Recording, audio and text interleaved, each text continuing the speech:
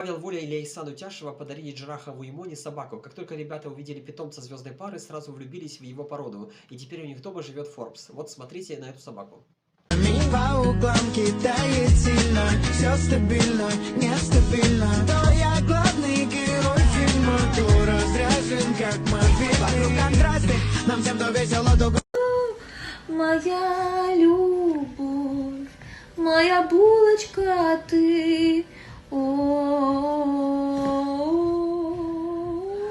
Я хочу всех собак мира.